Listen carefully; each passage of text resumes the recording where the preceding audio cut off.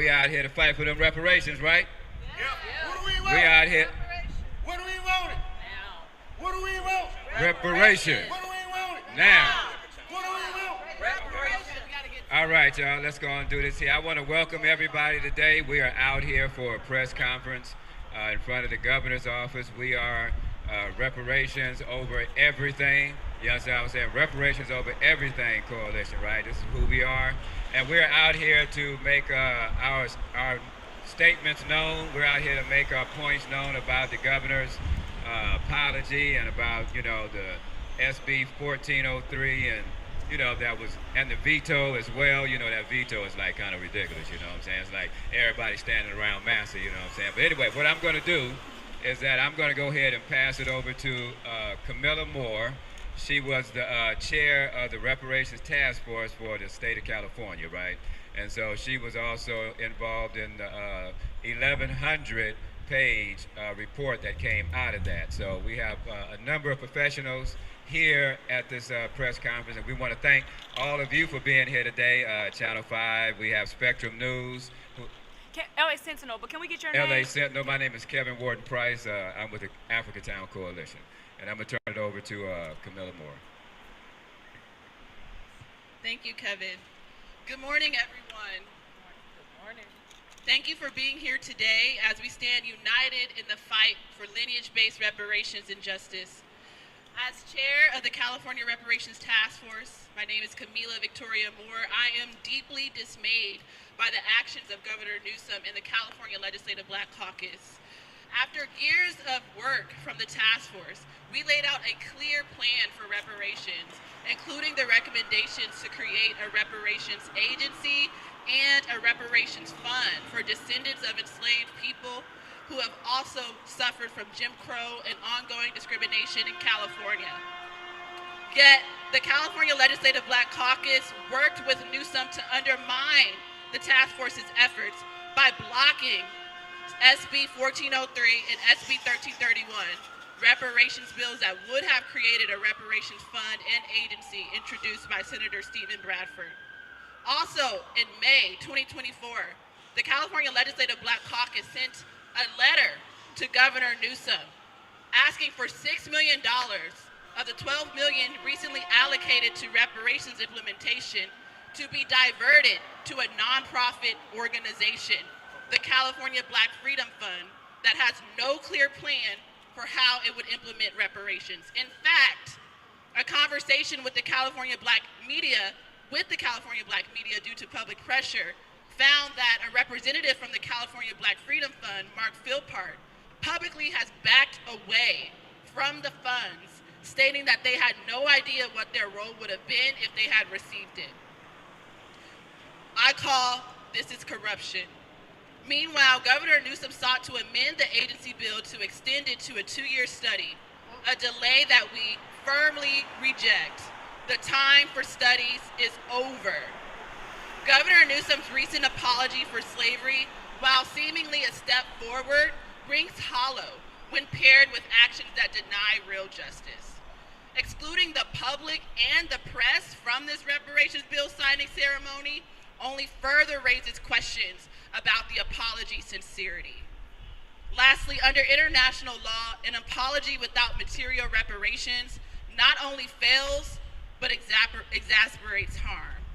We demand a public apology after reparations, real reparations, are enacted, one that acknowledges not only slavery, but also the harm caused by the Black Caucus and Newsom's administration's obstruction. Thank you. All right, thank you very much there, Camilla. And you know, she is, or she was, the chair of the Reparations Task Force. So I just want to introduce the next speaker. I'll just say Black Lives Matter, and I'll let her speak for herself. Jan Williams. Hi everyone. I'm with Black Lives Matter Los Angeles. I was in Sacramento on August 31st. And I'm here to speak about my feelings about the insincere apology. On August 31st, the California Legislative Black Caucus conspired conspired to kill bills on the day that we planned to celebrate progress in a fight that has been ongoing for hundreds of years. On August 31st, Congressional Legislative Black Caucus members dismissed, disrespected, and were indignant toward members of the community that put them into power to work on behalf of us.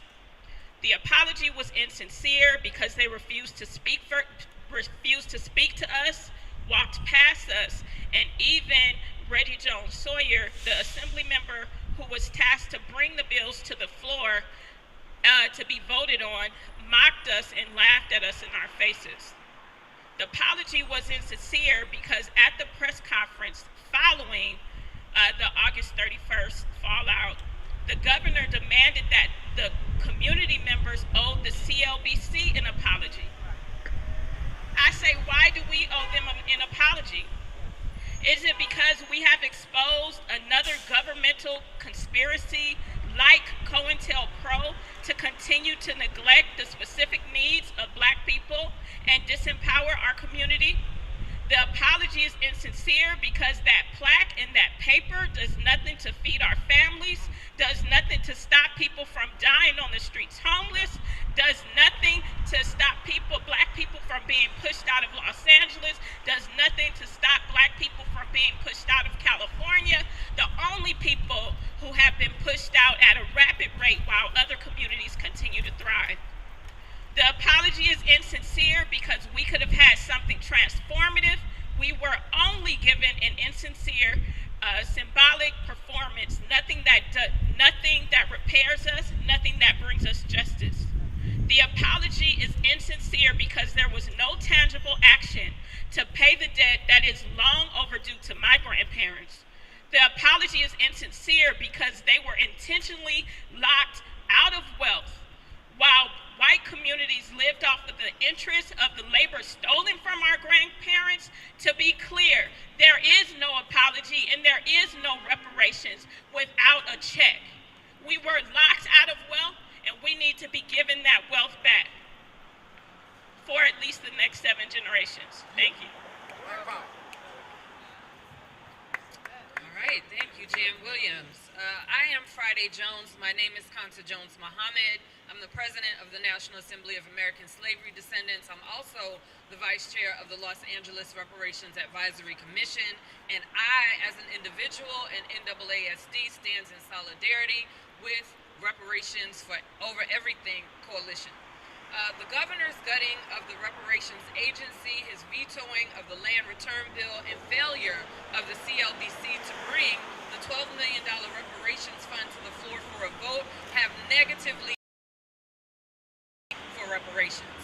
Within 1 week of Governor Newsom's actions, Democratic presidential candidate Kamala Harris stated that she would not issue an executive order for H.R. 40. She opted to send the bill back to Congress despite the passing of Sheila Jackson Lee and Cori Bush's loss during her primary. The Democratic Party, from the top of the ticket to the bottom of the ticket, must hear our call for accountability with our vote. Reparations is a nonpartisan issue. We have presidential candidate Donald Trump referring to taxpayer-paid reparations as if the taxation of American freedmen was not immediately implemented after the Civil War, as if American freedmen do not live in a governmental system that found a way to strengthen the political power of white Southern landowners with the 3/5 of a man rule, yet the Republic has yet to develop a mechanism within the Electoral College that ensures American freedmen have political power in this country. It was our ancestors that funded the Freedmen's Bank and were the largest buyers of Treasury bills after the Civil War. Not only did we build this economy on free labor, but our beloved Union soldiers invested in this nation, and it's time for this nation to invest in us. Legacy advocates like the Alliance for Reparations, Reconciliation, and Truth, led by AB 3121 Commissioners Dr. Cheryl Grills, Lisa Holder, and Don Tamaki, that voted against lineage reparations during the hearings. This alliance has a NARC commissioner and COBRA members that have influence and were funded by the California Black Freedom Fund, Liberation Ventures, Decolonizing Wealth. At every turn, these individuals have undermined the California work that this very coalition has done over the past 5 years. I am holding them accountable to the descendant population in California, the 5th largest black population in the United States. I am calling them out and publicly calling them in. We have been here before when philanthropy quieted the progress made politically during the civil rights era of the 1960s and late 1970s. I call on Gavin Newsom, our governor, to move these pieces of legislation by executive order. I call on our voters to remember the betrayal at the poll this November. I call on the nonprofits that have been funded by these organizations that I have named to stand in solidarity with us. I call on the people from across this nation to join NAASD.org, make contributions, and attend the unity meetings that we hold every third Wednesday of every month. United, we can get this done in California. Remember November.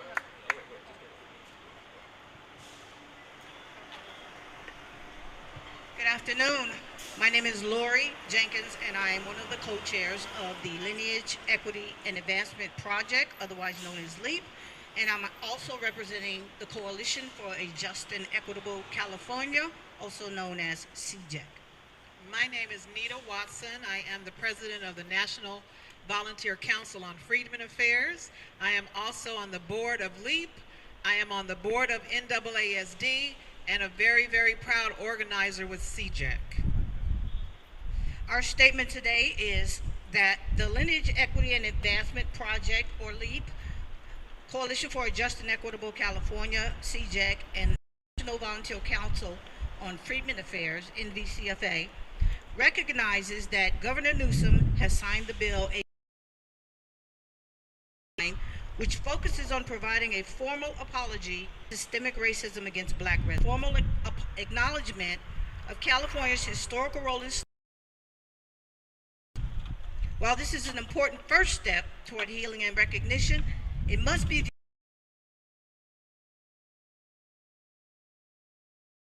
an apology can help validate the grievances of affected communities and lay the groundwork for dialogue, but it does not address the systemic issues directly.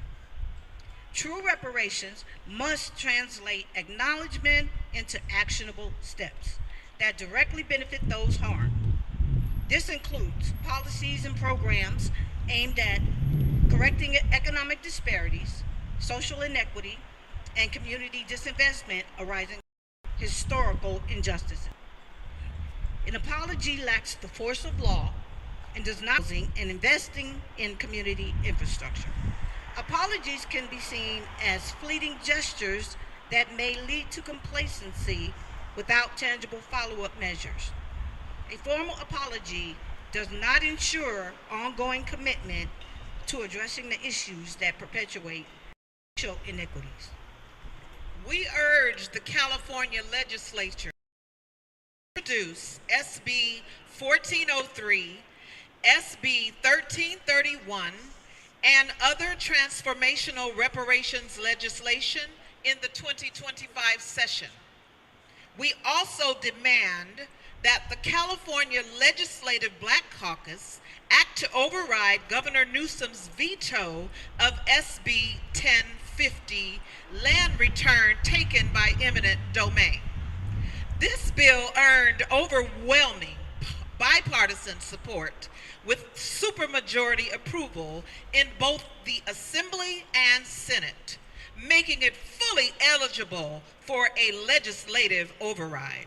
We also call on Governor Newsom to actively collaborate with grassroots organizations, such as those here before you today, that are on the front lines of this fight, and together change and achieve real justice for Black Americans in California. Thank you. Thank you, thank you, thank you. No check wrote, get no vote. All right, and that's something for the CLBC. We got to let them know that, you know, you got to go. The CLBC members who stabbed the black family in the back on August 31st, the last congressional legislative voting opportunity for these bills, you got to go. All right. Good morning.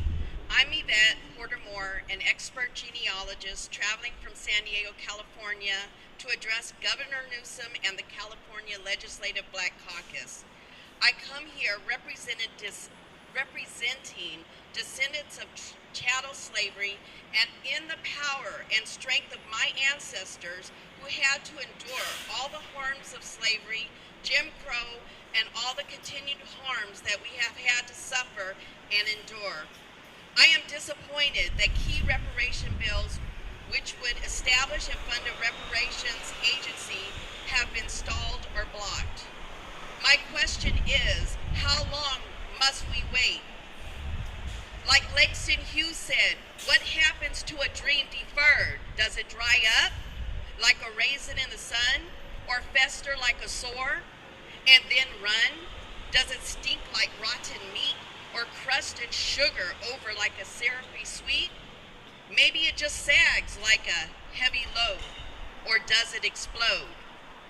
As I watched the news reports, I saw one bill after another being vetoed. We have spent the last few years waiting for the California legislature and the governor to do right by the black people of California. How long must we wait? There are three things that I want to address: additional studies for reparations, lineage-based research, and the establishment of a reparations agency, which includes a genealogy department. We do not need additional studies for reparations. The research and documentation from the California Reparations Task Force have rested its case, with 1,100 pages of a comprehensive report, along with an additional 111 pages of recommendations. Why are we beating a dead horse? There comes a time when no more research or study is needed. Let's write this chapter in history and do right by the descendants of American slavery. To qualify people, we must establish clearly defined requirements for individuals who are descendants of chattel slavery. One way of doing this is through a lineage-based process, which will require genealogical research.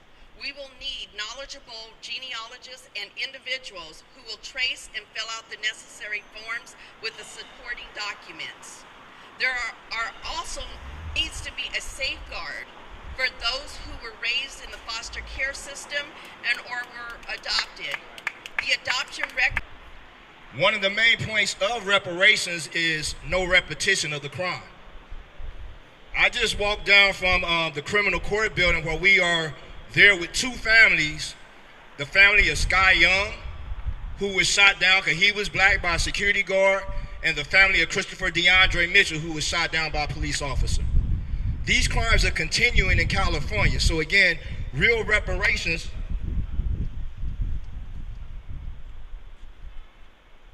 begins with non-repetition. And what we know is Senator Bradford, who was the only courageous one to put these true reparations bills forward, told us that he got word at the Democratic National Convention is when people started to take a different position on these reparation bills. So we know it actually goes above and beyond Gavin Newsom. So we need everybody to remember this November 5th when you go to vote. We also want to point out that what happened with the reparations bills is typical of the relationship of America with Black America. America is falling right now because it has continually held down the primary people that have built up and exalted this nation. You got 250 years of free labor that put the American economy far above any and everybody else. Every industry in this country has been propelled by Black Americans. Whether we talking sports, education, the military, who won all the wars for America? I keep knocking this over. Who won all the wars for America? Our ancestors. Right here in Los Angeles. What propelled Los Angeles? Biddy Mason, Charlotta Bass, Bunchy Carter, numerous others. But again, it's this refusal to support the Black Americans who are moving this nation forward and actually committing suicide by trying to hold us down. just like Gavin Newsom, he might as well know he ended his political career. The California Legislative Black Caucus might as well know y'all have ended your political careers. You might weather the storm November 5th simply because some of you have opponents that we don't really support. But I want to remind everybody, you don't have to vote for either. Whether it's Isaac Bryan or his opponent, whether it's Tina McKenna or her opponent, you don't have to vote for either. Pull back some of them votes that got Tina McKenna a 40,000 margin. That got Isaac Bryan a 60,000 vote margin. Let's withdraw as many of them votes as we can, all who see this.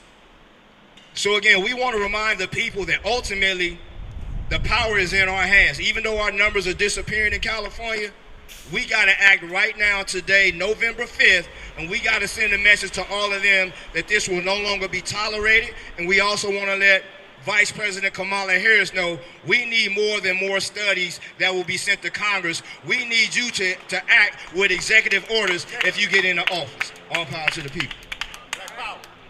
All power to the people. So we're going to have questions in just 1 second, but we have Camilla Moore. She needs to come up and just address one more issue. Thank you. Thank you. I just also want to highlight, in Governor Newsom's insincere apology, he excluded the public and the press. That needs to be emphasized because under international law, an apology must be public and paired with material reparations to be meaningful, neither of which happened here. Thus, it is essential, as we have all stated today, that Senate Bill 1403 and SB 1331, the bills to create a reparation fund and agency specifically for descendants of U.S. chattel slavery, must be reintroduced and passed into law without changes, as these measures are critical to advancing reparations.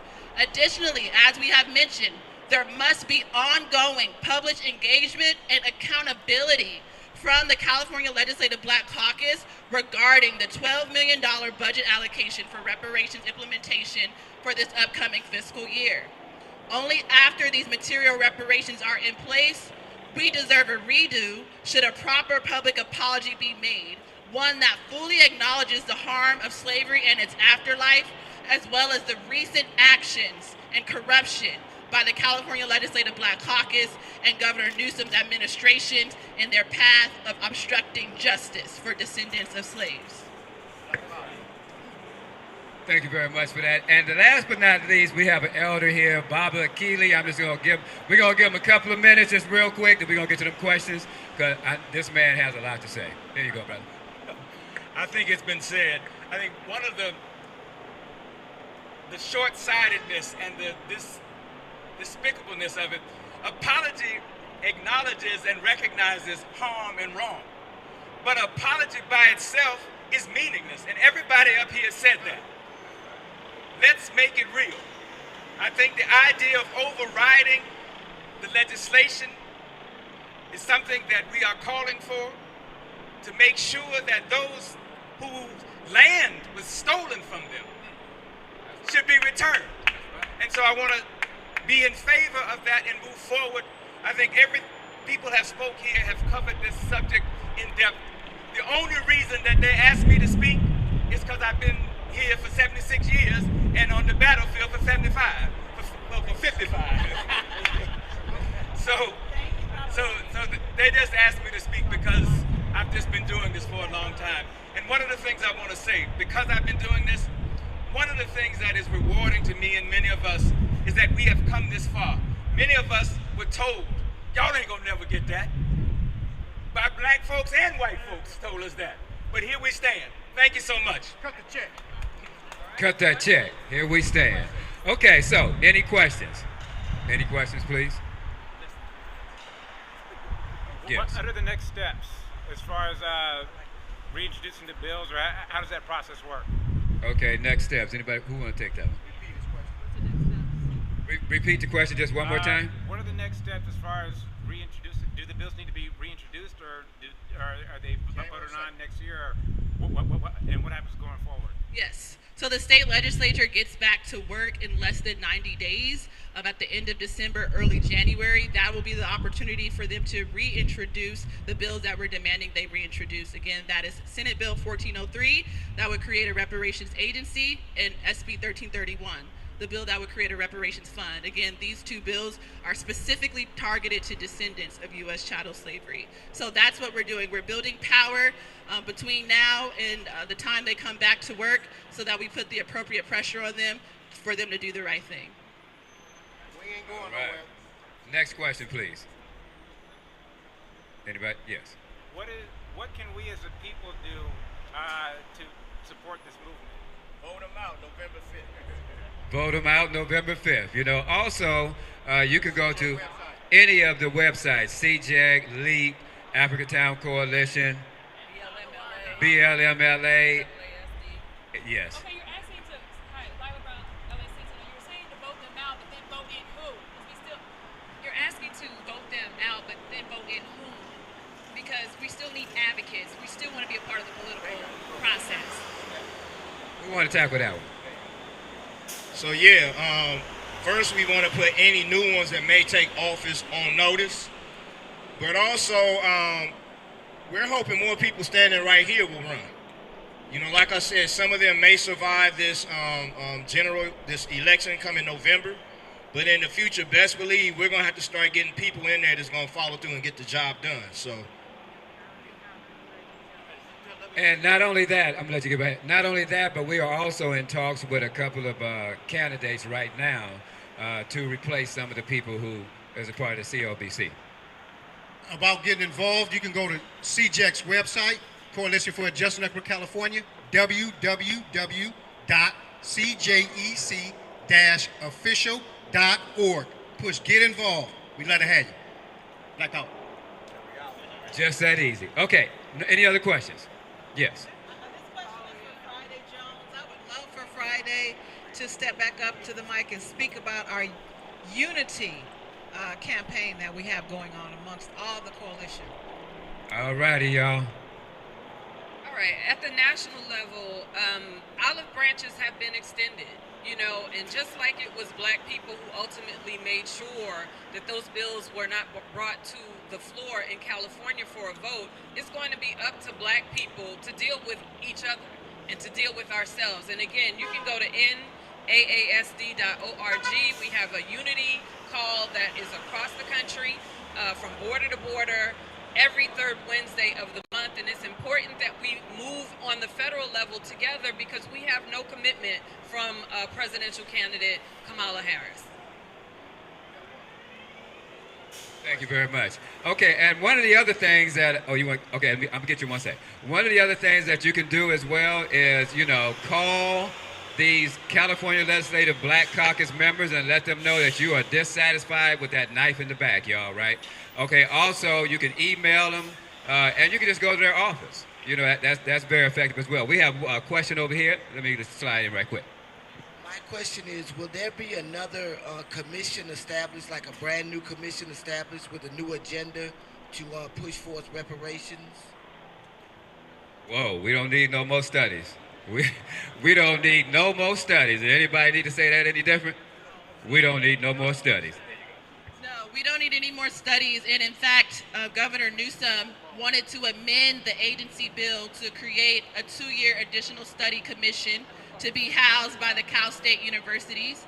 Absolutely unacceptable. Senator Stephen Bradford, who introduced the agency bill, rejected those amendments, saying we don't need any more studies. The California Reparations Task Force was 2 years long, right? We sacrificed a lot of time. Our report is 1,100 pages, is the most comprehensive document on the atrocities against descendants of U.S. chattel slavery since the 1968 Kerner Commission. No more studies are needed. We need action now. And that will happen by the Black Caucus reintroducing SB 1403 and SB 1331 on the first day of this upcoming legislative session. Stop kicking the can. Reparations over everything, y'all. Reparations over everything. Any other questions? Okay, so I want to thank everybody for being here today for this press conference, which is courtesy of Reparations Over Everything Coalition. We have given you a lot of information, and we need y'all to act, y'all. We need you to act. We need the people of California to act on what you heard here today. Okay, don't just stay on your couch, and just mumble, but get on the phone, write some emails, and let's get out there and make a change. So, no check wrote, get no vote. Thank you very much.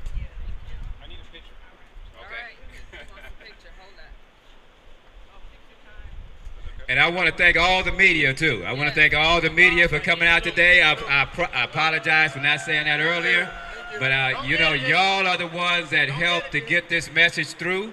And you're going to be very instrumental in the victory that we have coming with reparations. So I just want to thank everybody, all you, for being here today.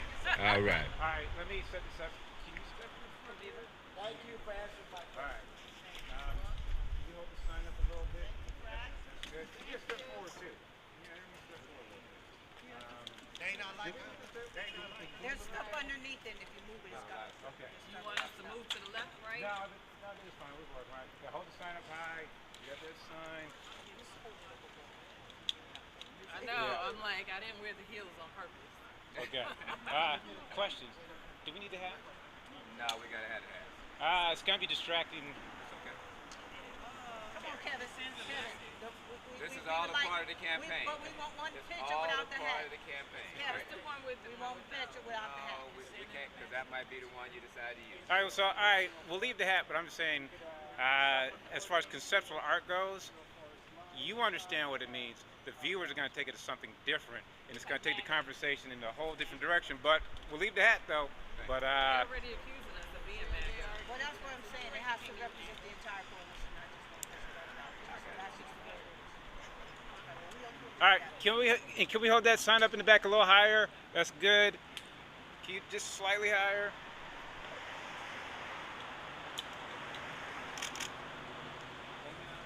Can we just tighten up a little bit?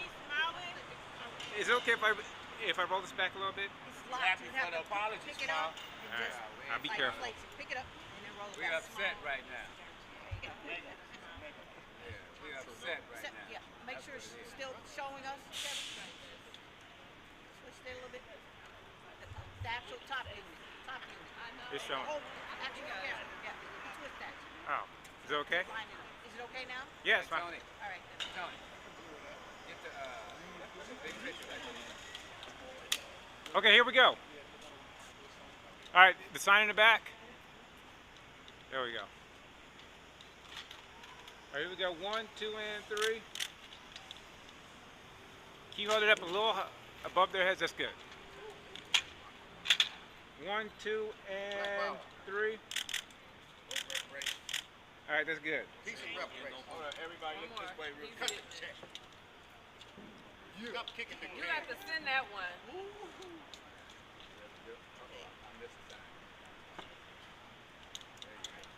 And then one more. He's getting one. Oh, one more, y'all. One more.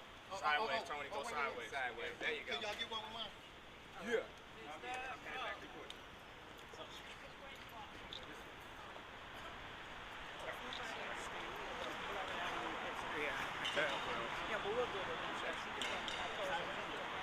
It don't matter whichever. Better probably sideways. Well, I'm glad I'm not the one who knows. No, you're not. No, we'll do it again. I'm running this on the front. I'm running this on the front. No. Glory.